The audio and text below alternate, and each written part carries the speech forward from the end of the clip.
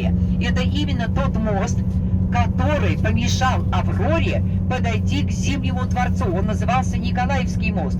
Его питерцы обиделись, на этот мост разобрали, выкинули там его в запаснике. Вот пока мы на мосту, обратите внимание, с той стороны, вот с левой, видите, тоже мост большой. Это называется Восточный мост. Вот он большой. А там вот, это старый мост. Мы так его называем, Верхневолжский, старый. А этот, по которому мы едем, новый. Обратите внимание, слева и справа такие круги. Вот сейчас мы проехали, вот сейчас еще будет.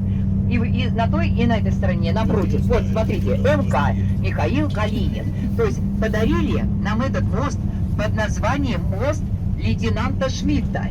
Ну, каждый мост свое название, да, называют там Анчиков мост, еще как. И вот, но это название не прижилось. Потом ему дали название Сергея Кирова, и этот не прижилось. Дали название Михаил Калинин, в честь нашего... Обелиск Победы открыт 16 декабря, в день освобождения Твери от немецких захватчиков в 1970 году. В ознаменование освобождения города от немцев. Калинин, как он назывался во время войны, это был первый областной центр, который освободили от оккупантов. Потери советских войск на Калининском фронте были огромными. Они превысили 82 тысячи человек. Представляете, и 3,5 тысячи жителей города были уничтожены фашистами или умерли от холода и от голода. За 2 месяца оккупации город оказался в руинах.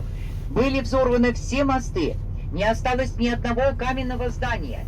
Были взорваны 70 предприятий. Вы представляете? Читая матушку императрицу Екатерину, заступница, благодетельница, воительница, как они не называли любимицу свою, императрицу, которая часто здесь бывала, и решили возвести монумент. Но какой рука у него, как вот все, как будто он и прощается, как будто он приветствует жителей города, и как будто благословляет город. Вот, установлен в 2008 году, изображен в образе. Мост это через реку Тверцу. Это там уже с той стороны впадает Тверца. Видите, впадает в Волгу, где староста Юрий Долгорукий строил. Да, именно здесь и начиналась история Твери. Вот где зеленая крыша, там громадное такое полукруглое такое здание. Это был речной вокзал. Самый красивый в верховьях Волги речной вокзал. Но у нас позапрошлом году обвалилась крыша. Так его не ремонтируют, так и все.